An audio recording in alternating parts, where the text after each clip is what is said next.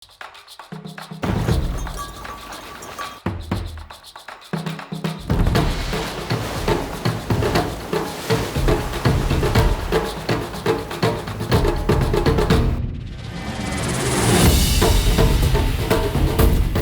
yang kelihatan ini 5 ekor ini. Kami nggak berani kalau mau cara berhadapan, nggak berani.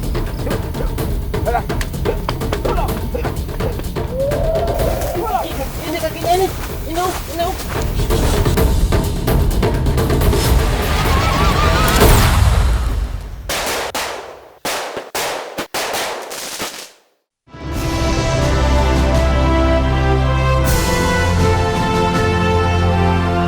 Dan yang bikin capek adalah harus ngikutin langkahnya kuda karena mereka jalan terus nggak pakai berhenti.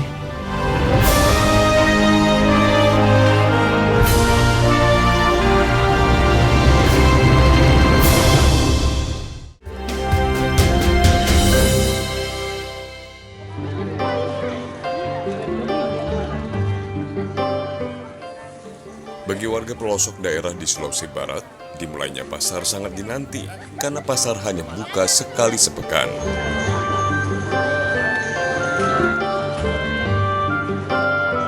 Kali ini kami tim Indonesiaku menyambangi Pasar Noso di Kabupaten Mamasa, Provinsi Sulawesi Barat.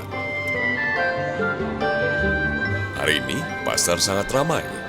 Warga dari berbagai daerah berdatangan untuk menjual dan membeli berbagai jenis barang dan keperluan. Pasar Noso bisa dibilang jantungnya aktivitas warga, karena semua komoditi, mulai dari kebutuhan primer hingga sekunder, tersedia lengkap di sini. Para pedagangnya tidak hanya datang dari Kecamatan Noso saja, tapi juga dari kecamatan dan kabupaten lain.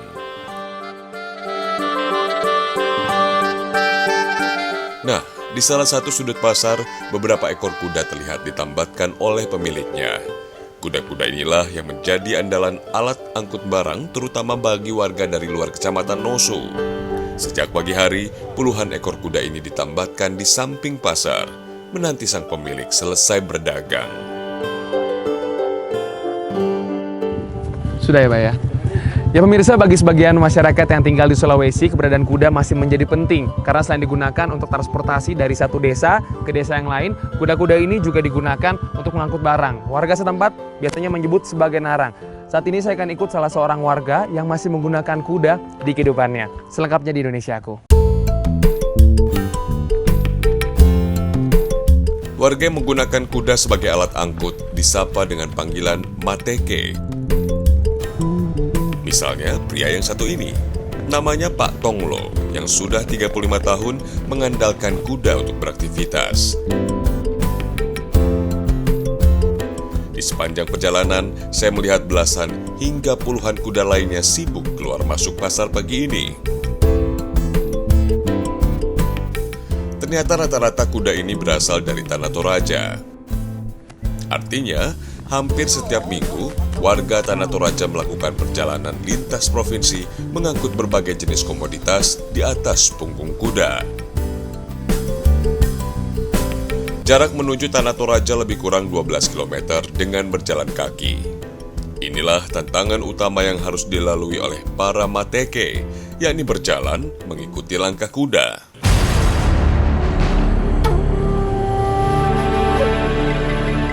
Langkah kaki kuda kadang tak bisa diprediksi. Kadang sangat cepat, seakan tak bisa dihentikan.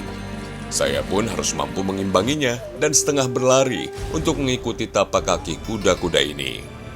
Meski sangat diandalkan, mau tak mau, semakin lama kuda-kuda ini semakin terpinggirkan. Kemajuan zaman dan fasilitas transportasi membuat kuda-kuda warga mulai berganti menjadi kuda besi. Berjalan kaki di tengah teriknya sinar matahari jelas begitu menguras energi. Tapi perjalanan ini tak boleh tertunda-tunda. Selesai membeli sejumlah barang dan bahan pokok di pasar, para mateke segera pulang agar sampai rumah sebelum malam tiba. Terbayang pentingnya fungsi Pasar Noso, hingga warga pun rela berjalan kaki bersama kuda kesayangan mereka hingga berkilo-kilometer. Semakin mendekati Tanah Toraja, kondisi jalan semakin hancur. tapi saya tak bisa melambatkan langkah. Saya harus selalu berdekatan dengan kuda-kuda ini jika tidak ingin tertinggal jauh dari rombongan.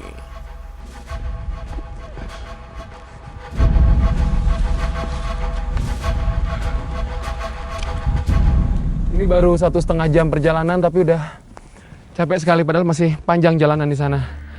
Dan yang bikin capek adalah harus ngikutin langkahnya kuda karena mereka jalan terus nggak pakai berhenti. Saya salut sama warga yang setiap hari tuh harus jalan jauh sekali barengan dengan kuda-kuda dan barang yang mereka bawa. Satu lagi yang bikin saya kaget adalah kondisi jalan yang seperti ini nih. Dari jalan masuk ke sekitar kawasan ini tuh isinya lumpur dan juga basah. Jadi kalau warga yang nggak punya kendaraan motor ya harus pakai kuda-kuda itu. Dan kuda-kuda itu dari tadi melintas jalan tuh dengan gampang sekali. Ini saya susah sekali dari tadi melangkah.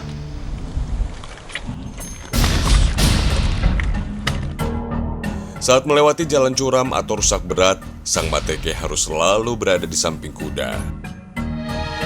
Karena mereka harus memastikan kuda tetap berjalan dengan tenang. Jika kuda merasa takut atau tidak nyaman, ia akan menjadi liar dan sulit dikendalikan.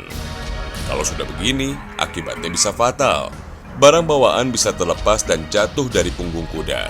Dan bila barang-barang ini rusak, para mateke akan merugi cukup besar.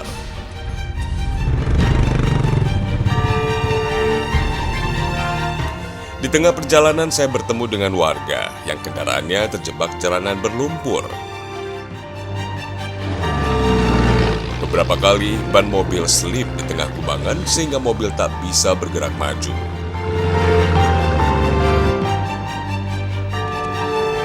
Kondisi jalan seperti inilah yang sehari-hari harus ditaklukkan warga. Entah sudah berapa tahun, jalan yang menjadi urat nadi perekonomian ini tak pernah mendapat perhatian. Kendaraan yang terjebak lumpur di perjalanan seakan jadi hal yang biasa. Susahnya akses jalan inilah yang menjadi alasan warga akhirnya kembali mengandalkan kuda. Ya, kaki-kaki kuda memang lebih lincah melintasi jalan seperti ini. Kami harus mengawasi jalur si kuda agar barang bawaan kami yang bobotnya mencapai hampir 1 kuintal ini tetap aman tertambat di punggung kuda. Oh, yang ini dengan Tanah Toraja depan ya?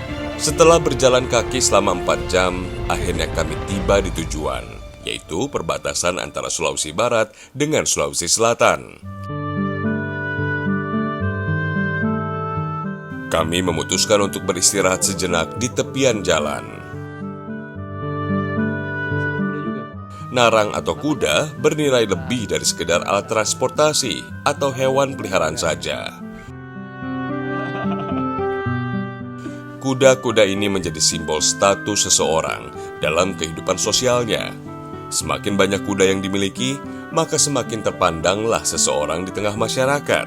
Ini tak lepas dari peninggalan budaya Tanah Toraja yang memposisikan kuda sebagai lambang kebesaran dan kebangsawanan pada masanya.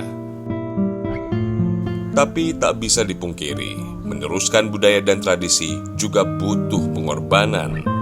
Kalau jalan segini jauh, pernah ada kudanya tiba-tiba sakit atau kenapa gitu, pernah nggak? Biasa sakit itu, sakit perutnya. Kudanya bisa jalan nggak tuh kudanya berarti? Tidak bisa menjalan kalau sakit. Akhirnya nginap. Ya. Setengah jam beristirahat, kami pun kembali melanjutkan perjalanan.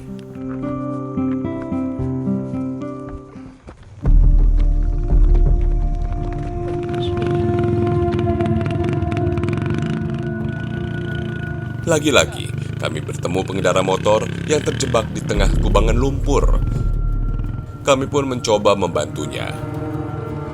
Ternyata sang pemotor ini dulunya juga seorang mateke.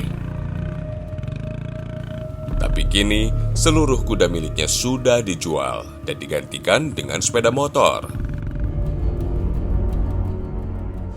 Pilih enakan kuda atau enakan motor? Ya, kita bisa pilih motor karena cepat. Kalau kuda lebih lama berarti ya? Iya. Kan perbandingan kalau kuda itu mungkin 4 kali lipat perjalanan. Kalau naik motor lebih cepat lagi. Iya.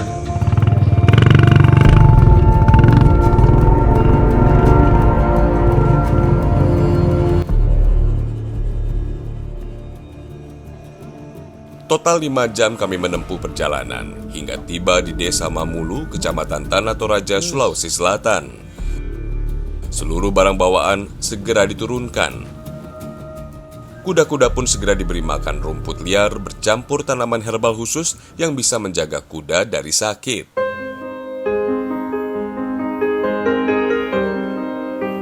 Inilah Desa Pongbembe, Kecamatan Simbuang, Kabupaten Tanah Toraja. Desa yang dihuni sekitar 2.200 warga ini menggantungkan hidupnya dari bertani.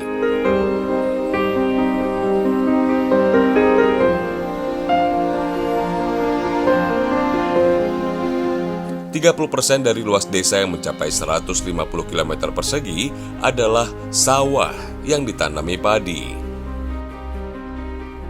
Hamparan sawah yang menguning menjadi penanda padi telah siap dipanen. Sehingga bulan Agustus hingga November menjadi bulan tersibuk bagi warga.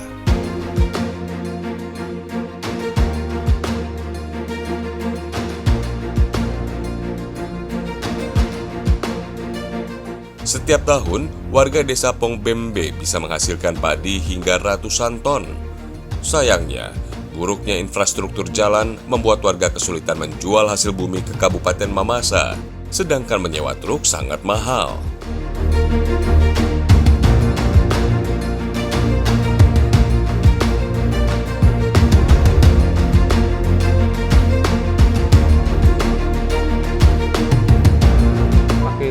Bapak dipikul, selain Iya. pikul, apalagi mama biasa? Ada orang pakai kuda, ada orang pakai itu karung.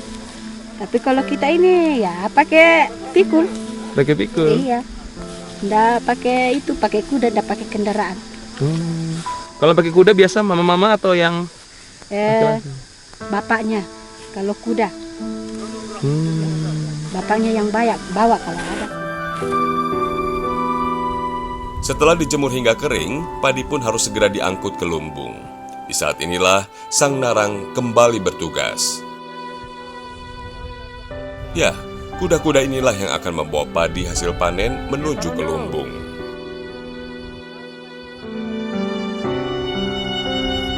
Kuda tergolong hewan angkut yang sangat tangguh. Seekor kuda dewasa mampu mengangkut beban hingga 1 kuintal. Tak heran, kuda pun menjadi andalan warga.